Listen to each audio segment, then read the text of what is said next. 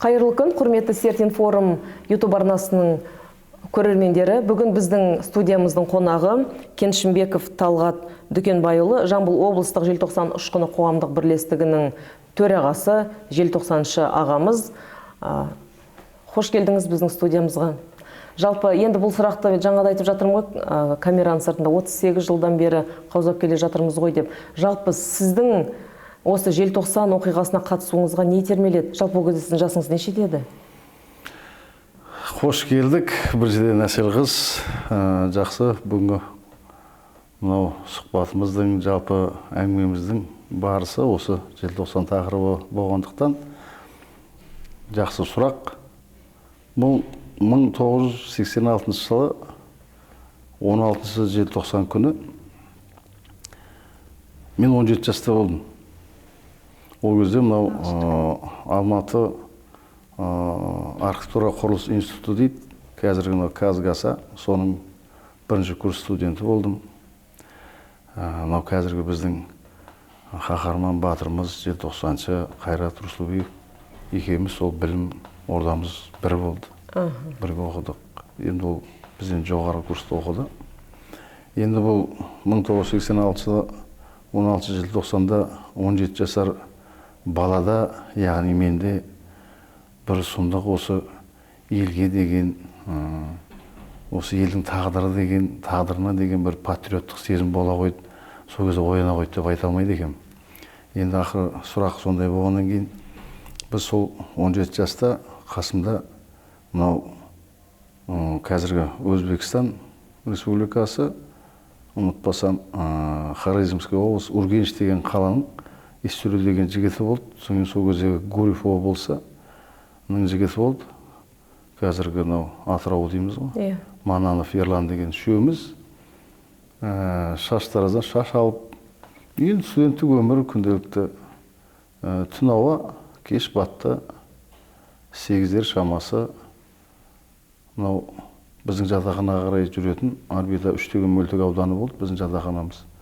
Соны 32-ші автобусқа отырдық қайтуға. Сол жақындағанда осы біздің сол кездегі орталық алаң Брежнев, Леонид Ильич Брежнев атындағы алаң болып аталатын. Содан іргелес көшемен өтетін. Біз сол автобусқа келе жатып, сол автобус бағытынан басқа жаққа бұрылып тоқтады. Біз түсінбей қалдық, бұл неге бұлай қалды, неге бұлай болды. Содан ана жерде есік ашылды, сыртқа шықсақ, топырлаған адам, ел, жұрт, түсінбей дал болдық. Соңғы не керек, сол кісілермен ілесіп, алаңға қарай жүріңдер, қазақ халқының бар екенін көрсетейік деген, ұрандатып жүрген бізден үлкен азаматтарды көріп, солармен ілесіп, алаңға біраз шықтық. Бірақ түсінген жоқсыздар ол кезде не болған? Ол кезде білмейміз біз не отқан әлі, мән беріп те жатқан жоқпыз. Бірақ балалық шақ білгіміз келіп ақ тұр. Содан бардық алаңға. Сол кезде алаңға кіре берісте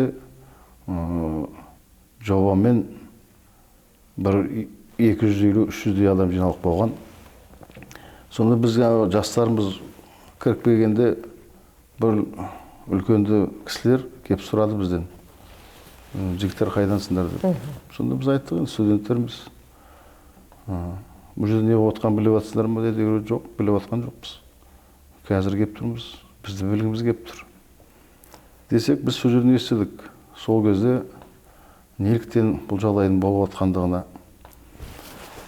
Біздің жаңағы қанша жыл елімізді басқарған Дінмұхамед Қонаев орнынан алып, орнында осындай қазақ елінің жалпы не табиғатын түсінбейтін, не экономикасын түсінбейтін жат жерден сол кездегі Ульянов облысының мері дейді, сол кеп Қонаев көкеміздің орнына кеп сайланыпты.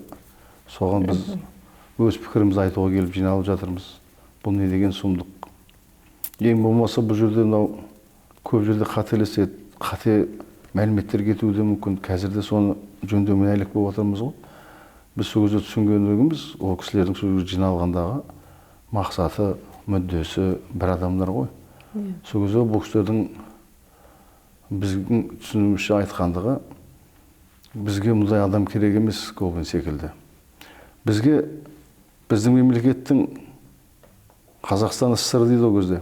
Сол Қазақстан СССР-ның көп ұлтты мемлекетінен қазақ болмаса да осы қазақстандық азамат табылмады ма деген өкпелі аздан басталды ғой. Біз соны түсіне бастадық. Сондай дүрбелеңнің болып жатқандығына мән бере бастадық сол кезде. Сол айналып келгенде сол жігіттердің жетегінде жүріп, одан көп жинала бастады, халық көбейе бастады. Сонда жаңағы жігіт тектен тек сұрамаған екен, біз келгенде бізді қарсы алып, алдымыздан шыққан үлкендеу жігіт 30 шамасында, 35 жаста шамасында деймін.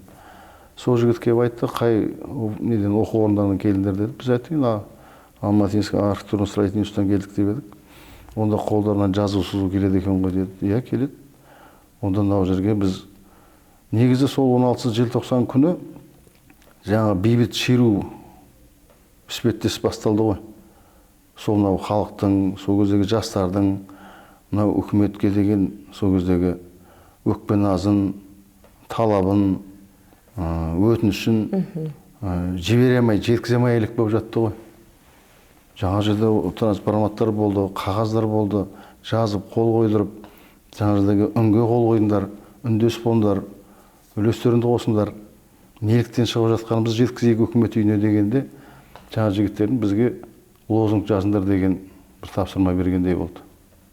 Содан бізді бір 2-3 үлкендеу жігіттер біз үшеуміз алып кеп, сол жерде жақын жердегі алаңның артында Азви дейді, сол кезде мал шаруашылығы, ауыл шаруашылығы институтының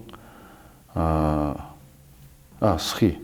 Соның жатақханасының сөресіне әкеп, бізге кәдімгі ақ матаны жайып жіберіп, сол жерде қолымызға қағаз берді, жаңа ұрандатылған неше түрлі ұранды сөздер. Соны жаза бастадық біз. Соны жазамыз, алаңға жеткізетіндер жеткізіп жатты. Арасында адам саны жетпей жатқанда жас болғанымызды орап алаңға тасумен әлек болдық. Сол жазуларымызды, лозунгты. Сөйтіп сол жүрістен біз 3 күн қатар болдық сол алаңда. Яғни 16-сы, 17-сі, 18-ші желтоқсан біз сол алаңның аулағында жүрдік. Бізде сол кезде ояндық. Опырмай, сіздің сұрағыңыздың төбіріне жауап ретінде айтайын дегенім. Біз сол кезде түсіндік. Опырмай, біз сол кездегі алпауыт үлкен СССР деген мемлекеттің ішінде құрамында жүрген мемлекет екенбіз. Дербес мемлекет болуға да мүмкіншілігіміз бар екен ғой деген бір ой санамызға түйе бастадық. Біздің өз ана тілімізбен сөйлеуге, сол ана тілінде сөйлеп қалыптасуымызға да мүмкіншілік бар екен ғой деген ойымыз басқа жаққа сәл бұрыла бастады. Сол кездегі бір сезім шығар. Біздің жас болсақ та қандай елде, қандай мемлекетте тұрып жатқанымызды сезіне бастадық. Ол ақиқат. Енді келе бертін шындығын айтқанда мен сол күнді қазір біз айтамыз ғой 16 желтоқсан тәуелсіздік күні мерекесі дейміз. Мен сол күнді өз жеке пікірім енді. Сол кездегі 1986 жылы 16 желтоқсан сол кездегі жастар, сол кездегі еңбекші қауымның осы дербес, тәуелсіз мемлекет болуға деген мемлекеттік тіліміздің болуына деген арманнан туып, сондай мақсатпен шығып, сол мақсаттарға жетсек деген бір үн қатқан, бір үлес қосқан күн деп ойлаймын. Себебі өзі жалпы жастар көбісі түсіне қойған жоқ бірінші күндері. Сол жерде жүрген үлкен қариялар, үлкен кісілер де болды. Мысалға мен сол кездегі ауылдан келген қара бала, өнер адамдарын мен сол алаңда көріп таң қалдым. Бірінші рет.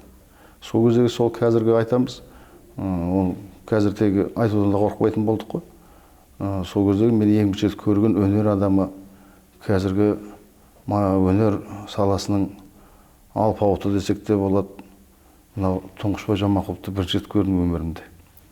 Кәдімгі шік дейді ғой, шіктен жасалған шапанымен, басында бөрігі бар, айқайлап, атойлап, қазақ елінің бар екендігін білдіріп жатқан жастар сендерге рахмет деген сөздер, ұрандар тастағанда, мен мына төбе шашым тік тұрып елжіреп кеттім.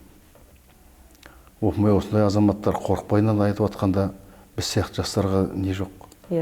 Біз неге үлес қоспаймыз деген ой келе бастады.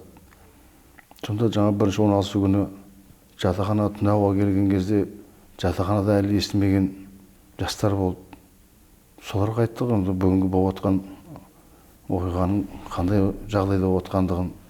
Сол кезде мынау біздің жатақханамызда әрбір бөлмеде, әрбір төсек қабырғасында радио болатын. Сол радиодан біз келсек, уже хабарландыру жүріп жатыр екен. Жаңағы орысша, қазақша, тыңдаңыздар, тыңдаңыздар. Бүгін, яғни Алматы қаласы, Леонид Ильич Брежнев атындағы алаңда маскүнемдер мен нашақорлар осындай келеңсіз жағдай тудырып жатыр деген хабарландыру жүріп жатты.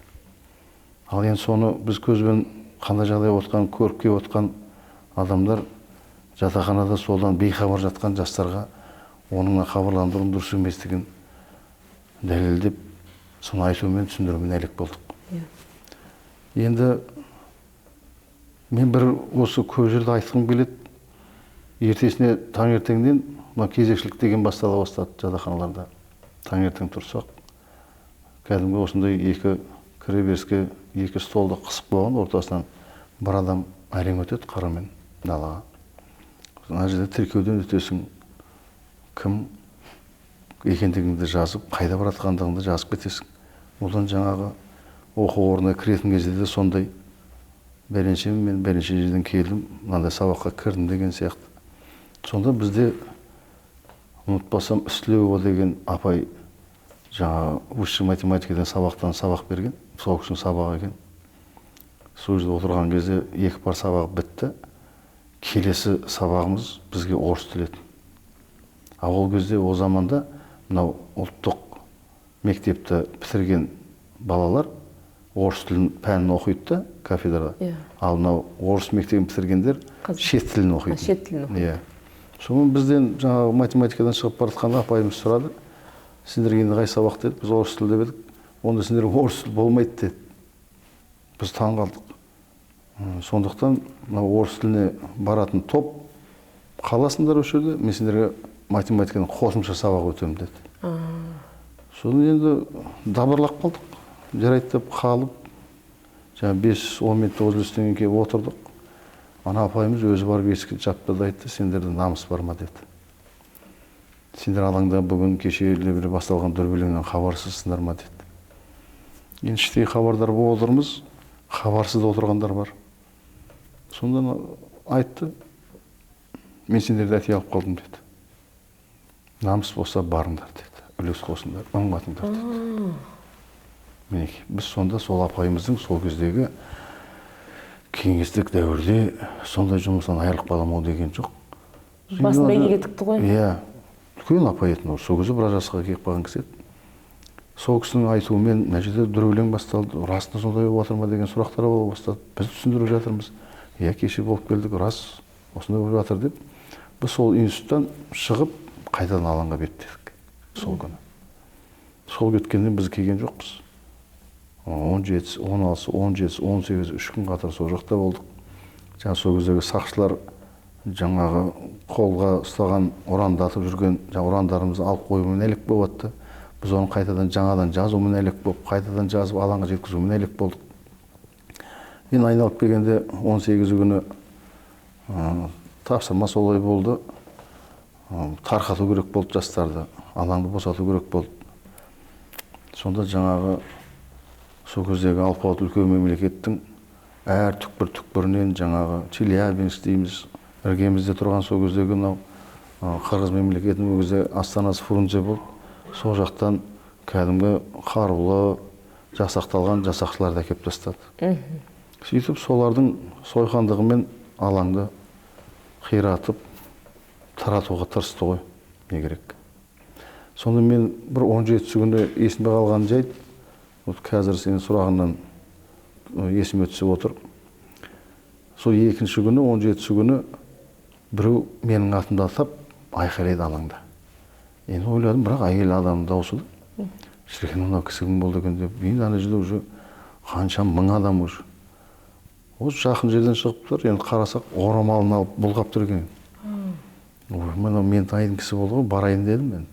Маған қарап айқайлап тұрған екен. Барсақ, мен мынау Жамбыл облысы Талас ауданы Ақкөл деген ауылдамын, сол жердің тумасымын. Сол жерге барсақ, бізден ары бір 5-6 үй іргелес тұратын көрші әйел кісі екен. Қызы бізбен бірге оқып еді мектепте де. Қызлардың бәрі керемет өнерші, өнерлі, сондай өнерге жақын кісілер еді. Сол кісінің Қаракөз деген бір, сол кезде ұмытпасам, бір 10 жастағы қызымен бірге жүрген екен. Ой, апай қайдан жүрсіз? Сөйтсе, мынау біздің қазіргі айтып жүрген сатирик ағамыз Шонас Маханұлына жақын болып келеді екен бұл кісілер. Сол үйден шықтық дейді. Ол үйден не қылып десем, жаңағы 10 жасар қызы Қаракөз әп-әдемі өлең айтатын мектепте жүргенде. Дауыс керемет етін. Соны мынау жылда болатын дәстүрлі кәдімгі анау тамаша деген болды ғой. Соған шақырып алып келген екен. Енді мынандай желтоқсан оқиғасы болып отқаннан кейін оны атымен жасады да, тамаша болмайтын болып, бұл кісілерге қайта беріңдер деген. Сонымен жаңағы Шонас Маханұлының бір шай ішіп шығып, қайтамыз деп отқанда, сол Шонас Маханұлының үйінің қасынан жастар лозунгымен өткен ғой. Жаңағы Қазақстан деген өлеңді айтып, алаңға қарай шеру жасап баратқанда, ол кісілер сұраған ғой, мынау не дүние деп. Ауылдан келген. Соны қызын айтыпты, қой енді, бізде жүрейік мынау кісілермен, сенде өлеңді айт, қосыл аналарға деп, сөйтіп алаңға бірақ келген ғой. Мінекей қандай батыр қыз. Мен соны бертін іздестірдім. Сол кез бір жазғымда келді. Сол кездегі ең жас желтоқсаншы деп те атағым келді, сол қызды бір тапқым келді. Таптыңыз ба? Кейін таптым, бірақ мынау Мерке ауданында тұрмысқа шыққан екен. Сәл денсаулығы болмауына байланысты мен онымен жолығамадым. Ара қазбалағым да жоқпын, енді ауруының несін көргеннен естігеннен кейін. Сонда жаңағы бұл айтып отқан себебім, ол жерде 10 жасар баладан үлкен қарияға дейін болды. Өз ойларын айтып, пікірлерін айтып, кемпірлер болды. Жас жігіттер, кәдімгі қарулы жігіттер мойындарына жаңағы кемпірлерімізді, ағалықты аналарымызды арқалап, баталарын сұрап, ол кісілер жаңағы баталарын беріп, қазақ халқының бар екендігіне білдіріп жатқан жастар сендерге алла разы болсын деген сияқты ұрандатып жатты. Сол кезде мынау біздің біраз Алматы қаласының денсаулық сақтау басқармаларының ауруханаларын басқарған марқұм Амантай Біртановты көрдім сол кезде. Ең бірінші алғаш ол кісі кәдімгі атағы жаңадан шығып, дәрігер ретінде танылып жүрген кез, онда Біртановтың әкесі. Әкесі, қазіргі мынау министр болған Елжанның әкесін сол кезде көрдім бірінші рет мен. Сонда енді бұл желтоқсан оқиғасы болып аталып кетті ғой. Негізі мынау Әсел қызым, бұл қазақтың тарихында 372-ден аса ұлттық көтерілістер болған екен. Соның бәрінің мүддесі де қойған алдындағы бағыты да осы елдің тәуелсіздігі болды ғой. Бірақ соның бәрін күйреуде болды. Үнемі күйреуде отырды. Мынау Амангелдімізді айтайық, ең соңғысы мына Кенесарымыз болсын, немен біткенін бәріміз жайлы білеміз ғой. Осының ішіндегі ең соңғысы осы желтоқсан оқиғасы емес, көтерілістер едім мен. Сол кездегі ата-бабаларымыздың армандаған арманына тік келіп кәдімгі пара-пар шыққан сол 1986 жылғы жастар деп ойлаймын. Сол тәуелсіздік жолындағы қазақтың соңғы тұяқ серпі осы желтоқсан болып тұр ғой. Жалпы осы желтоқсанға дейін және желтоқсаннан кейін біздің мынау қазақ жеріндегі саяси көзқараста қандай өзгеріс болды? Желтоқсанға дейін қандай еді, одан кейін қандай? Саяси көзқарас қалай болды жалпы? Енді бұл жақсы сұрақ. Бізде мынау жастармен қазіргі мынау біздің алып жүрген Жамбыл облысы желтоқсан ұшқыны қоғамдық бірлестігінің де атқарып жатқан шарасы осы бағытта. Осы сұраққа жауап іздеп, жастарға осы сұраққа жауап берсек деген әңгімемен жүрміз. Расында сол кездегі саясаттың қазіргі жүріп жатқан саясатпен айырмашылығын айтамыз. Енді бізде мына жастардың қазір ойы жүйрік. Иә. Сұрақты төтесінен қоя біледі. Біз оны жақсы қабылдаймыз. Сонда жаңағы осы сұраққа іспеттес бір сұрақ болды. Мына біздің қазақ түрік лицейінің 9 класс оқушысы былтыр ұмытпасам кездесуде былай сұрақ қойды. Осы 1986 жылы желтоқсан болды дедіңіздер ғой, сіздер қатыстыңыздар дедіңіз. Иә. Енді дейді, неге біз тәуелсіздікті 1991 алдық дейді. Қараңызшы, қандай тамаша сұрақ. Сонда мен былай айтам да, осы біздің қоғамның әрбір мүшесі соны жастарға соны түсіндірумен әлек. 1986 жылдан 1991 тәуелсіздік алғанға дейін сол желтоқсан көтерілісіне қатысушыларды, яки біз сияқты азаматтарды қудалаумен болған жоқ па? Сол кездегі саясаттың арқасында. Соларды оқудан шығартып, соттайтын соттатып, Қайрат Рысқұлбеков секілді. Осы Қайрат Рысқұлбековтен 2 ай бұрын ату жазасын алып кеткен тағы бір кісі бар. Оны көпшілік біле бермейді. Ол кісінің Әбдіқұлов Мырзақұл деген азамат бар. Қазір тірі ортамызда. Біз қатты байланыстамыз қазір, тығыз байланыстамыз ол кісімен. Ол кісі ату жазасына кесілді. 2 адам бізді ату жазасына кеткен. Бірақ бұл кісі тірі қалды. Бұл кісі тірі қалды. Қайрат өлді. Енді бізде бұл нақты жазылған беттерде болады, тарихтың бұрмалаған жағы да болады ғой. Енді бұл жерде Қайрат Рысқұлбековті түрмеде күтіп алған кісі ғой бұл азамат. Яғни Қайрат Рысқұлбековтен 2 ай бұрын ату жазасын алып кеткен азамат бұл Мырзақұл деген көкеміз. Екеуі бір камерада 2 ай бірге өмір сүрген. Өзіңіз ойлап қараңызшы, сол бір камерада 61 күн екеуі бірге отырғанда, есік сырт етіп ашылған кезде екеуі 61 күн қоштасқан ғой өмірден. Мынау бүгін келе жатыр бізді атуға деп. Екеуі бауырдай болып кеткен. Күнде қоштасумен болған. Өлімге мойынсұнып отырған адамдар ғой. Басқа жарық жоқ, бұл жарықпен көрмей жармыз деген ой қойын сонда. Сонда сол кездегі жүйенің, сол кездегі саясаттың осы 2 батырымызға деген қиянаты ғой. Көрдіңіз бе, қандай психикалық, қандай қысымшылық көрсеткен. Сонда Қайратты жаңағы Семейден алып қап, Семейдің түрмесінде қайтыс болды қалады. Анау Мырзақұл ағамызды Сібірге тайгаға айдай жібереді. Ол кісі сол жақта. Бұл оның алдында ату жазасын кесіледі 2 ай. Одан 2 айдан кейін біраз уақыт өте біздің комиссия құрылады ғой. Мұхтар Шаханов соның председателі болады. Осы желтоқсаншылардың сол кезінде дүрбелең жасағандағы маскүнем дегендігі, нашақор екендігі дұрыс емес. Ондай оймен шыққан жоқ деп, бәрімізге қазір аян ғой. Ол кісі Москвадағы сессияға барғанда жаңа Арал мәселесін көтерем деп өтірік алдап шығып, 3 минут уақыт сұрап, сол кезде осы желтоқсан тақырыбына көшеді ол кісі. Сол кезде айтады, ешқандай да жастардың Алматыда болған көтерілісте ешқандай да маскүнемдік емес екендігі, нашақор емес екендігі жайлы айтылады.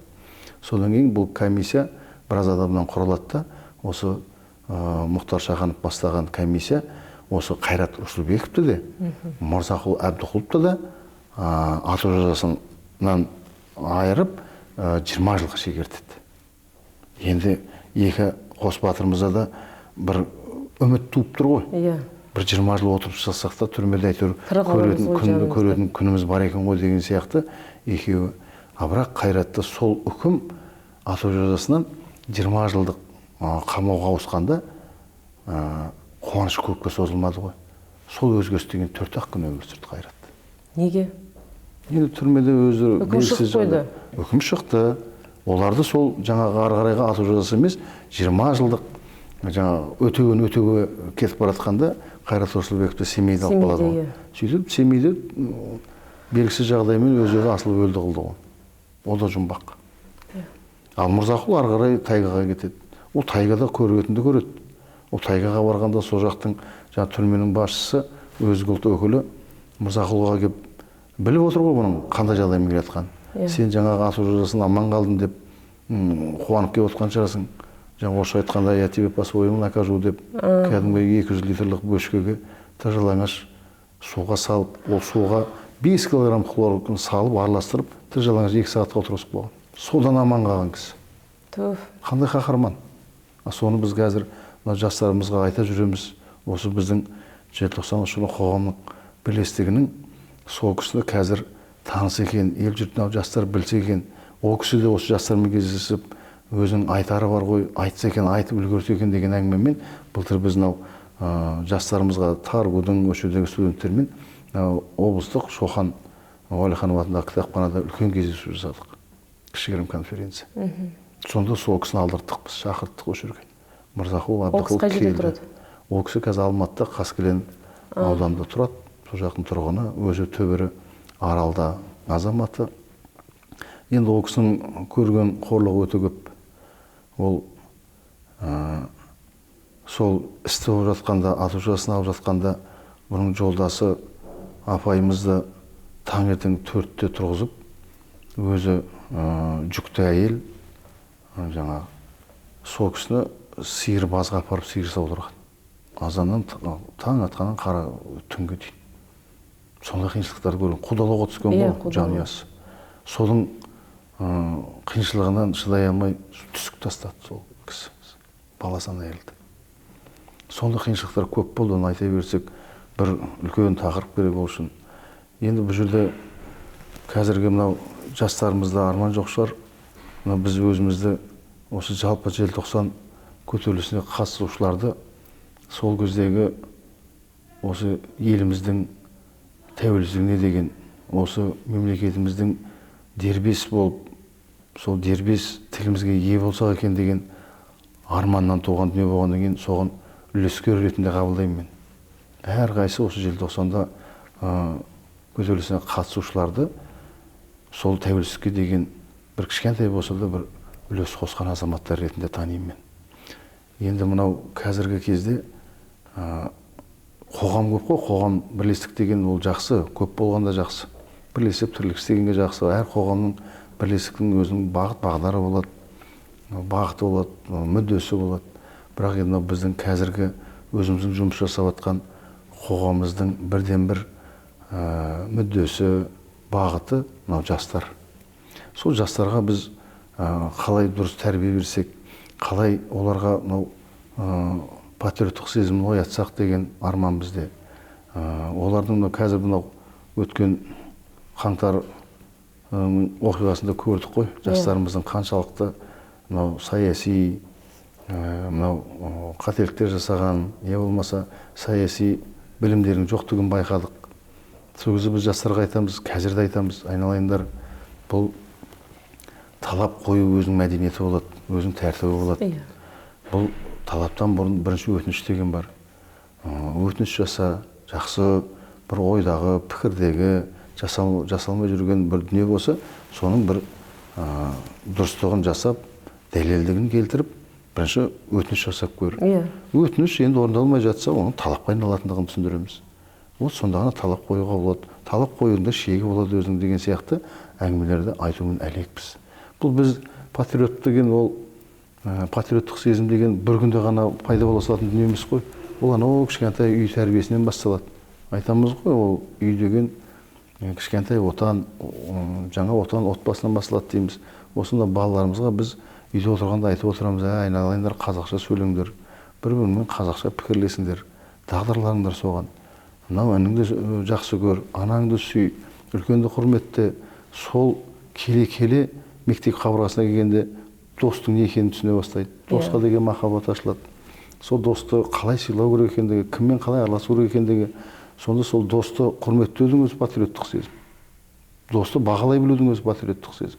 Ол ұлғая келіп, сол мектеп қабырғасынан шыққаннан кейін үлкен өмірге кемеге мінгенде өзі әрқайсы, әр бала өзінің мамандығын алып болғаннан кейін кәсібімен айналысатын кезде сол кәсібінің иесі болса екен дейміз.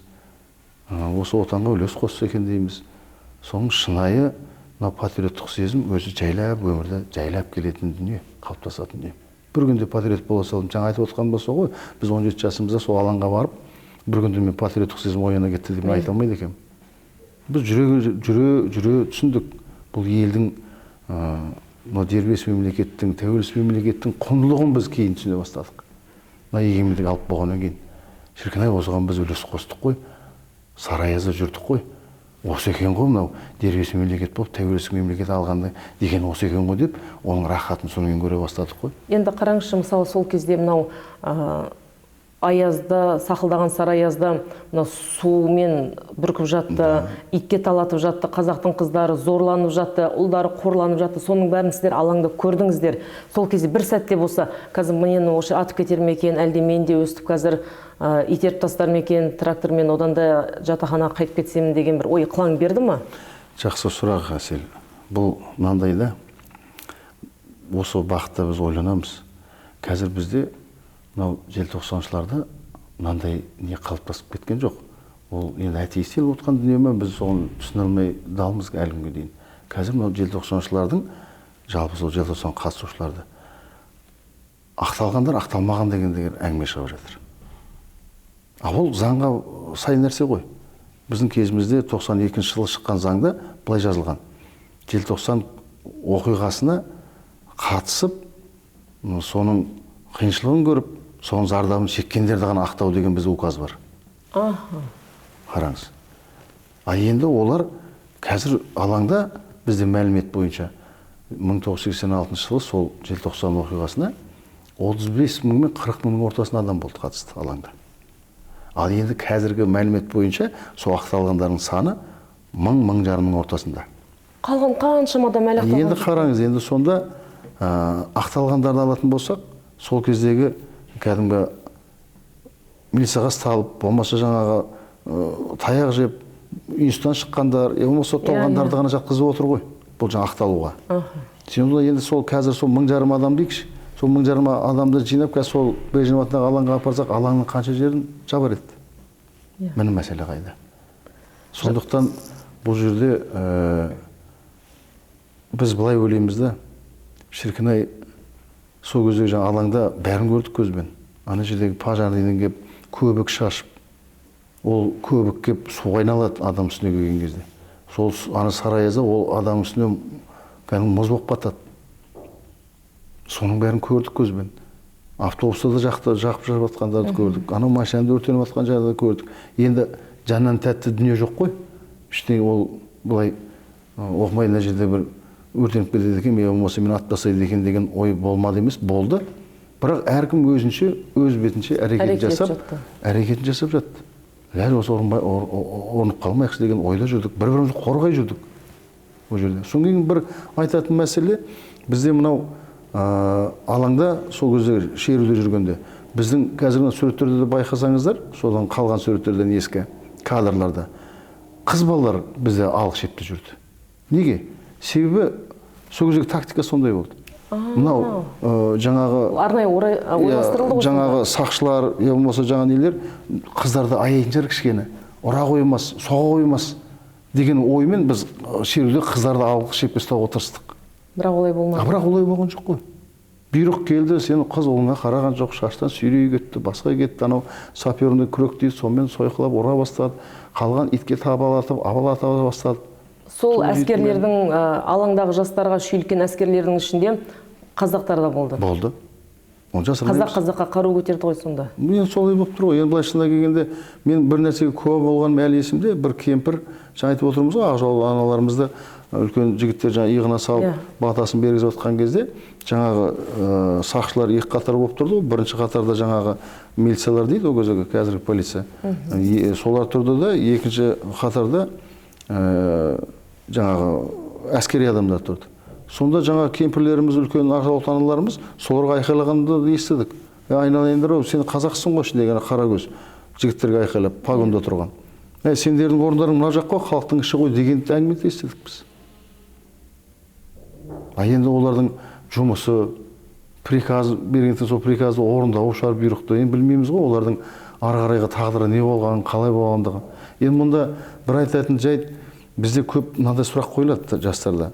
Осы желтоқсан көтерілісі тек қана Алматыда болды ма дейді. Жоқ, әрине. Бұл әр жерде болды. Қазақстанның әр жерінде болды. Әр қалаларында болды. Мен соны бір мысал келтіре кетейін деп отырмын. Осыдан бір 2 жыл бұрын біз Шығыс Қазақстан облысы Зайсан деген жерге бардық, қалаға. Сол жерде біздің мынау Сабира Мұхамеджанова деген батыр қызымыз бар. Иә. Сол кісіге көше берген, көшенің атын берген. Соны ашылу салтанатына бардық. Үлкен республикалық конференция болды. Түкпір-түкпір Қазақстанның біз сияқты жаңа желтоқсаншылар жиналып, сол кісіге Құран бағыштап, сонда сол кісінің жаңа Сабира Мұхамеджанованың мен кім екендігін сонда жақсы зерделедім де. Сөйтсек, ол кісі сол Шығыс Қазақстан облысы Ақбеттау деген, Ақмектеп деген кішкентай ғана ауыл. Сол ауылдың тумасы екен, 16 жасар қыз. Сол кезде сол Өскеменде оқыған қыз мысалға. Ол Алматыда болмаған. Ол Өскемен қаласында жаңа педагогикалық училище дейді, сол кезде соның 2-ші курс студенті болған. Бастауыш класс мұғалімдігінде оқып жүрген кезі. Сол қалай қайтыс болғандығы туралы айтқым келіп отырды. Батыр қызымыздың. Жастар білу керек оны. Біз айтамыз, желтоқсан айы жақындағанда қазір әдетке айландырдымыз ғой. Науқаншыл жаңағы. Жаңа реферат жазыңдар, болмаса баяндама жазыңдар, желтоқсан оқиғасы ретінде деген сияқты. Сонда бұл кез тауып алатынбыз. Интернетте сол Қайратты айтамыз, Сабираны айтамыз, Ләззатты айтамыз, Ербол Сыпатаевты айтамыз. Қалғандар қайда? Сонда мен осыны зерделей бастағанда, сол Сабира қалай батыр болды, қандай батырлық жасады деген ой келді. Мен сол зерделей бастадым, сонда жүріп. Сонда жаңағы мешітке келіп отырғанда, Құран оқығанда бір жігіт қасыма келіп отырды. Ол сол ауылдың тумашылары деп әңгімелесіп біраз жерде отырғаннан кейін сыртқа шығып жаңағы үлкен ас беретін болдық. Сол жаңағы батыр қызымызға. Сол асқа барсақ та жаңа жігіт қасыма келіп отырады. Соны сұрайым келді енді, бұл неге мен қасымнан қалмайды деп. Соны сұрадым, сен кімсің деп. Сөйтсем мен Мұхтархан Мұхамеджановпын дейді. Інісі ғой. Ағасы. Маған қызық болды. Сен мынау біздің Сабира қызының ағасысың ба сонда? Иә дейді. Сонда сыртқа шығып біраз сұхбаттастық екенбіз. Сөйтсек енді тозыңқыраған жігіт, кезінде бұл Сабираның жанұясы құдалауға түскен ғой. Осы жағдайдан кейін. Сонда Сабираның істеген ерлігі, жасаған ерлігі, өз оқыған жаңағы оқу орнының жатақханасында отырғанда бөлмеде бір Алматыдан бір әйел келіп істейді. Үлкен. Мен Алматыдан келдім. Алматыда осындай үлкен дүрбелең болды. Жастар шықты. Осындай жағдай болған екен. Сендерде намыс жоқ па? Сендер неге өз үлестеріңді қоспайсыңдар? Неге сендер үн қатпайсыңдар депті де жаңа әйел шығып кеткен ғой енді. Сонда жаңа Сабира бастаған ғой. Құрбыларын жинап, жатақханада жүгіріп жүріп, қыздарды, құрбыларын бәрін басын қосып, Алматыда осындай дүрбелең болған екен. Осындай жаңағы Дінмұхамед Қонаевты алып тастап, орнына осындай Колбин дегенді әкепті, соған наразылық шеруі болыпты, анау болыпты деп, соны бізде соны үн қатайық, біздің де жаңағы келіспеушілігімізді білдірейік деген әңгімемен Сабира ұйымдастырып, ертесіне азанда таңертең тұрып, бәрі автобуспен сол Өскемен қаласының орталығындағы алаңға барып шығамыз деген әңгіме болады ғой. Сөйтіп бұлар топталып 27 қыздың басын қосып, сол алаңға автобустан түскен кезде уже хабардар болып қойған. Сол кезде органның адамдары келіп бұларды қарып ұстайды ғой. Сөйтіп бәрін месіға апарып, түсініктеме алып жатқан кезде, жаңа автобуспен апарып жатқан кезде Сабира айқайлаған ғой құрбыларына. Қыздар, мен айтты деңдер. Мен үгіттеді сендер деп айтыңдар. Мен кінәлімін. Маған айтын, мені бұрындарым әңгіменің бәрін кім бастырды десе деп айқайлаған ғой. Сонда ана жерге келіп, бәрінен жаңағы түсініктеме алғанда бәрі Сабираның өтуімен келдік, Сабираның айтуымен келдік деп бәрі кеткен кезде Сабира өзі жалғыз қалады. Соны күні оны ертесіне таңертең босатып жіберіп жатқанда жаңағы тергеушілер айтады, әпедемі қызсың, сабағыңды жап-жақсы екен. Неге ондай жасайсың, бұндайға жасама, құрсын сабағыңды оқы, әлі болашағың алда деп әпедемілі арқасынан қағып шығарып салады ғой. Содан бұл оқу орнына келеді, оқу орнына шақырды дейді кафедраға, келеді, деканы келеді. Кесе уже жаңа Ақмектеп деген ауылдан анасын шақырып қойған Сабираның. Ана жерден алып жерге салады Сабираны. Міне қызыңыз мынандай ұйымдастырды деген сияқты әңгімемен. Сонда Сабира келеді айтады, мен қазір далаға шығып келуге бола ма, қайтып келемін дейді. Анасы отыр, жаңағы оқу орнының басшысы отыр. Жарайды дейді. Сонда жаңа қыз 16 жаста Сабира. Жатақханасы іргесінде болады, жатақханаға келеді да, жатақханада отырған вахтерші дейді ғой, сол кезде сол апайдан сұрайды, әңгіме қылып, апай осы мен 8-ші класс бітіріп келіп осы училищеге түстім, мен что-то оқығым келмейді. Мен осы ауылға барсам қайтадан мектепке қабылдай ма дейді ол байғұс. Содан апа шай құйып беріп айтады, иә қызым болады, барсаң как раз 10 класс оқитын кезің ғой, барады, қабылдайды, баруыңа болады деп жаңағы өзінің кеңесін береді. Сонымен бұл Сабира бөлмесіне 5-ші этажда отырады. 5-ші этажға көтеріліп, бөлмесін ашып атқанда, артынан жаңағы 2 милиция келеді ғой. Сөйтіп бөлмесіне итере келеді. Енді ол белгісіз қандай милиция, кім болғандығы. Жұмбақ нелер көп қой, желтоқсан көтерілісінде болған. Сонда жаңағы 10 минут қана бұрын аман кірген қыз 10 минуттан кейін кіреберіс жатақхана есіктен одеялмен алып кіреді ғой өлігін. Сонда жаңа ғана кеңес берген кісі мынау Сабира емес пе? Жаңа ғана мен ақыл сұрап бөлмесіне кетіп еді ғой дейді. Мінекей қандай өлім. Батыр ма? Батыр қыз ғой. Бұл батыр деп отқан себебім сол кездегі өзінің жанкештілігінен өзінен басқа 26 қызың жанын алып қалып отыр. Көрдіңіз бе? Мен айтты деп өзін алып отыр. Мен ұйымдастырды. Мен үгіттеді деп айтыңдар деп мысалға. Мінекей ол мынау желтоқсан кезіндегі дүрбелең біздің Қазақстанның барлық жерін шарпыды. Ол тек қана Алматыда ғана болды деп айта алмаймыз біз. Осы Жамбылда да болды. Біраз азаматтар көтерілді. Ол кезде енді жүйе белгілі ғой. Ләж осы болдыртпау керек болды, жастар шығартпау керек болды, үн қаттырмау керек болды. Сондай жағдай.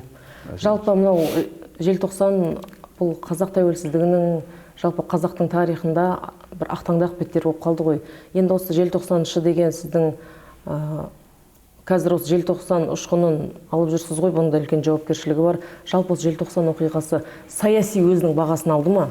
Неге ол туралы шындықтар әлі күнге дейін айтылмайды? Жақсы. Кімнен қорқады жалпы? Жақсы. Мен жаңа айтып отқаным да сол. Қазіргі мынау біздің мынау келе жатқан былай бастайықшы әңгімені. Біз мынау осы 16 желтоқсанда тәуелсіздік күнде келіп қалды ғой, мереке қарсаңы деп жатырмыз қазір. Дайындықта жүріп жатыр дейміз. Енді осы 2 жыл болды. 16 желтоқсан тәуелсіздік күні ұлттық мерекесі етін сол уақытқа дейін. Қазір сол 16 желтоқсан тәуелсіздік мереке болып қалды. Ұлттық мерекесі мәртебесінен айырылып отыр. Неге? Неге? Заңға өзгеріс енуіне байланысты дейді. Ал қандай заң өзгеріп жатыр, оны біз біле алмаймыз. Осы сұрақ көп қойды бізге.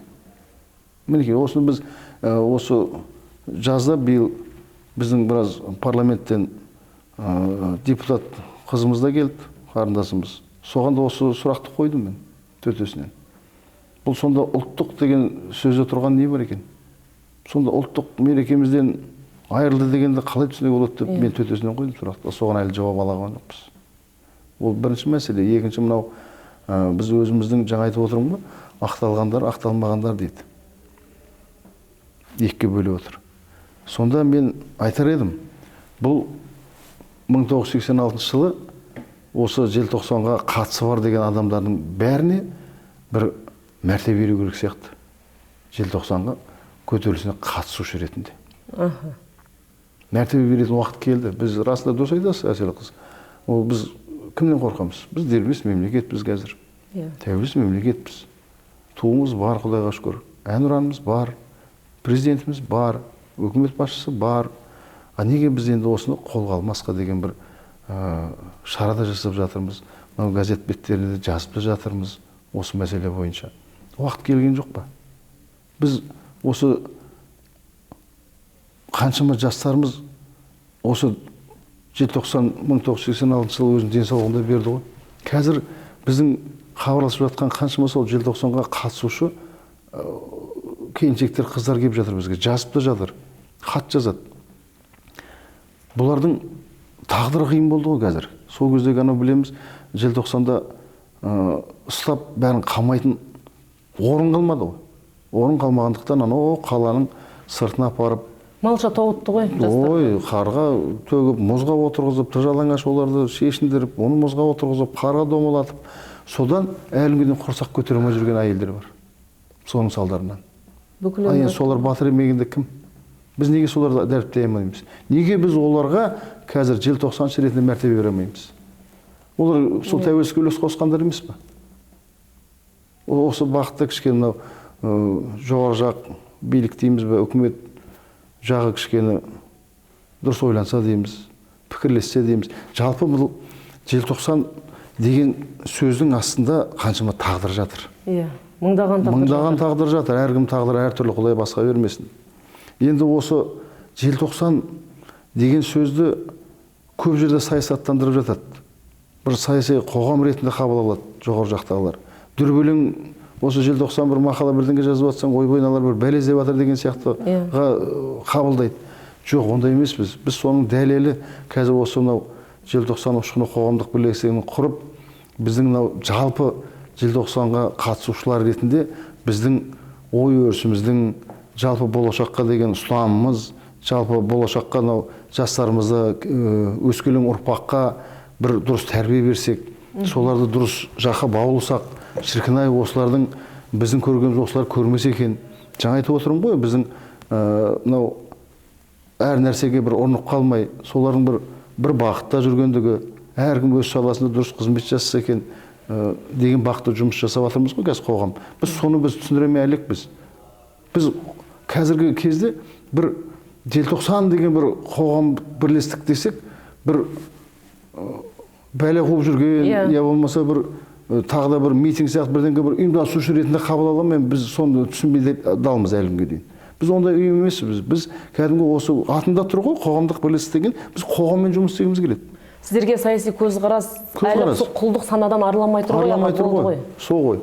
Біз содан арылтсақ, шіркін-ай, бізді дұрыс қабыл алса екен, біз осы қоғамның бір бөлшегіміз ғой. Осы біздің болашақ ұрпаққа соны түсіндіре білсек екен. Себебі қазір бізді жаңа айтып отқан кездейсоқ емес. Біздің қазіргі мынау архив жоқ. Осы желтоқсан тақырыбында архив жоқ. Қазір алып бір студентке болмаса бірдеңеге бір осы желтоқсан туралы бірдеңе жаз десең, сол бұрынғы сол 5 адамымызды аламыз, болмаса тағы бірдеңе айтамыз, болды. Ар жағында жатқан жоқ. Ал қаншама тағдыр жатыр. Сол әр тағдыр туралы жазсақ, том кітап жазуға болады. Содан кейін мен мынау тағы бір айтатын жайт, біз мынау жастармен кездесуде, мынау жоғарғы оқу орындарына барғанда, жаңа ұстаздар, білімгерлер отырады ғой. Сонда мен бір-ақ нәрсені айтамыз біз. Мынау осы желтоқсан ұшқыны қоғамның бірлестігінің мүшелері бәрін көкейінде жүрген әңгіме болғаннан кейін біз айтамыз. Осы жерде тарих ғылымдарының, мынау жаңа атақты тарихшылар да отырсыздар, тарих пәнінің мұғалімдері де отырсыздар, дәріс бересіздер. Осы сіздер бір осы желтоқсан тақырыбында бірдеңе жазыңыздар ма дейміз ғой. Жоқ. Жоқтың қасы. Біреу бірдеңкені жазады, тарихшы болып кеткен, біреу бірдеңкені жазып, тарихшы атақтың бәрін алып алған сондай ғой. Желтоқсанға ешкім құдіреті жетпейді. Енді соны міне 2 жыл болды. Біз осы уақытта жұмыс жасап жүріп, біздің мынау қазіргі біздің меморандумға қол қойып, жастар жаңа республикалық студенттер альянсымен жұмыс жасап отырмыз деп отырмыз ғой. Сонда осы биыл 4-ші курс студенті тарих факультетінің Таргудың Құттыбек деген азамат бар. Студент жас жігіт. Сол қорықпай қазір диплом жазып жатыр. Тамаша. Осы желтоқсан тақырыбын алып отыр. Бірақ оңай болған жоқ. Бірінші сол тақырыпты таңдаған кезде оған қарсылық танытты оқу орнынан. Ай, сен мынаны қорғай алмайсың сен. Бұны қорғата ма, қорғатпай ма деген әңгіме тұрды. Енді сөзіңізді бөлейінші, Талғат аға, қараңыз, жаңағы сұрақты қайтадан шегелеп қойғым келеді. Мына 38 жыл, мысалға мен сол 86 жылы туылғанмын да, желтоқсан болған жылы. Енді қараңыз, біздің өзімізбен 38-ге келдік. 40-тың ауыл алыс емес. Жалпы 40 жылға жуықтаған осы көтерілістің ақиқатын айтуға қоғам әлі қорқатын болса, жалпы желтоқсанның басында кім тұр? Неге қорқады? Осы жұмбақ қой, көрдіңіз бе? Көп жерде айтамыз. Негізі бұл желтоқсан, мен қазір оқиғасы емес, көтеріліс деп қорықпай айта алатын жағдайға жеттік, оған да шүкір дейміз. Қазір көп жерде уже көтеріліс деп те жазып та айтып та жүр ғой. Негізі бұл желтоқсан 1986 болған көтеріліскен болып басталуы бар да бір бітті осымен деген сияқты әңгімесі жоқ та. Бір шегелеген нәрсе дүниесі жоқ. Түсінікті. Не бар да жоқ емес, не жоқ та жоқ та бұл желтоқсан. Көрдіңіз ба? Соған бір саяси баға берілмей тұр ғой. Баға берілмей тұр. Мысалға, сол 1986 жылдан кейін батыс мемлекеттері басталды. Мынау біздің жаңағы Эстония, Балтық. Эстония, Латвия, Литва 3 мемлекет бастады. Олар егемендігін алып кетті сразу. Бірден алып кетті. Жариялап, кәдімгі бүкіл мемлекеті бойынша қолдарын ұстап, бүкіл мемлекетті қоршап алды олар. өзінің егемендігін алып кетті. А соған себепкер болған осы 1986 желтоқсан көтерілісі, соларға дес берген, соларға себеп болған осы біздің желтоқсан көтерілісі. Одан кейін біздің грузиндер бастады. А соның басында кім тұр? Осы біздің қазақтың жастары болған жоқ па? Солар бастаған жоқ па? Егеменді ел болуымызға бірден бір себепкер болған желтоқсан көтерілісі. Оны біз қорықпай айтуымыз керек. Біз соған жауап іздеуіміз керек әлі күнге дейін.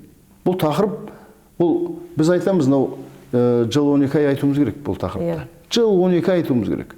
Жастардың мүнде құюымыз керек, айтуымыз керек. А енді қазір бір айтады ғой, өзім дегенде қара күшім дейді, біз өзіміз бір дәртпен жүрген азаматтар сияқты болып көрінеміз. Желтоқсаншымыз, өзіміз не істегеніміз туралы айта береміз біз. Негізі осы желтоқсанға қатысушылар туралы басқа біреулер айту керек секілді маған. Басқа біреулер дәріптеу керек сияқты. Солар насихаттау керек сияқты. Сол жақ кемдеу болып отыр да. Кем не болып жатыр? Желтоқсан көтерілісі жайлы рефераттар жазылу керек. Жыл 12 ай жазылу керек. Айту керек. Жаңа айтып отырмыз ғой, желтоқсан деген сөздің астында қаншама тағдыр жатыр. Сол тағдырларды идеология жатыр ғой бұның астында. Ұлттың идеологиясы жатыр. Бүкіл ұлттық идеологияны қалпына келтірмесек болмайды бұл. Енді Талғат аға, бұл бір желтоқсан көтерілісінің бүге-шігесін бір эфирдің уақытына сыйғызу мүмкін емес. Дұрыс айтасыз, бұны бір науқаншылбыз ғой, бір айдың көлемінде желтоқсан келген кезде ғана емес, жыл 12 ай біз бұны насихаттауымыз қажет. Сіздер бүгінгі күннің батырларсыздар. Мысалға, мынау қазіргі қазақ жастарының саяси көзқарасының төмен екендігін қаңтар көрсетіп берді. Ауру жасырған өлім әшкере қылады деген осы.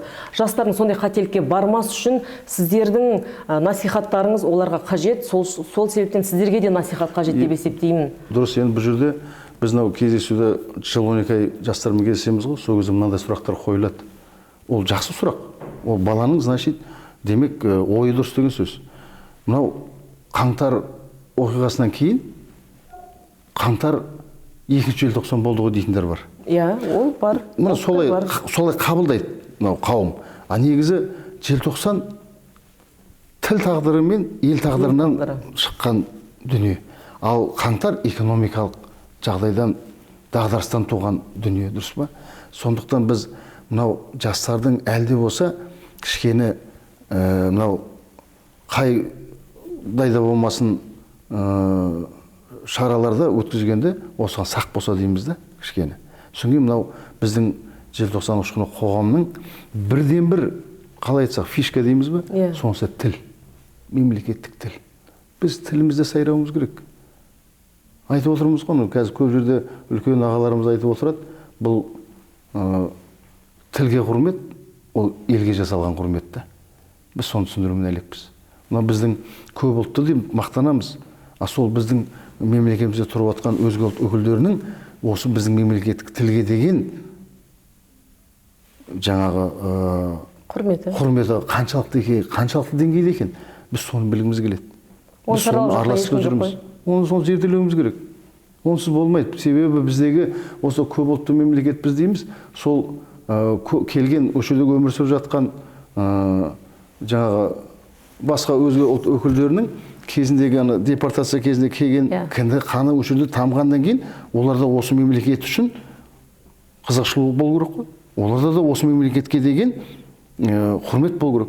Осы мемлекеттің тілінде сөйлеуге тырысу керек. Соны айта білу керек олар.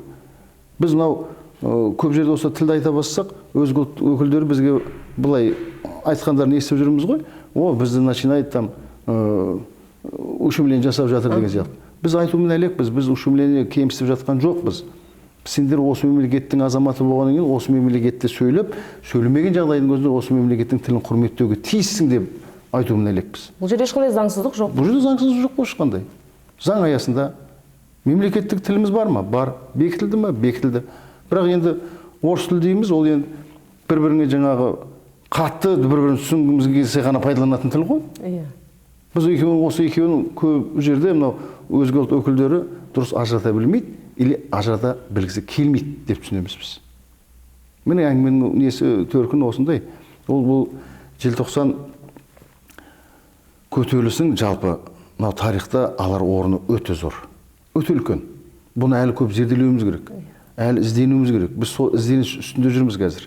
көп жерден келіп хаттар келіп жатады. Мен андай жерден едім, мынандай оқиға болды. Бір Зайсанға барғанда бір келіншек жылап тұр бір жиында. Неге жылап тұрсың деп жайлап қасынан келіп осы желтоқсан тақырыбын өткен кезеңде болған әңгімені түсініп жылап тұрған жерде ойладым мен. Сонда жайлап сұранып барсам, ол қыз сол кезде Алматыда қатысқан екен.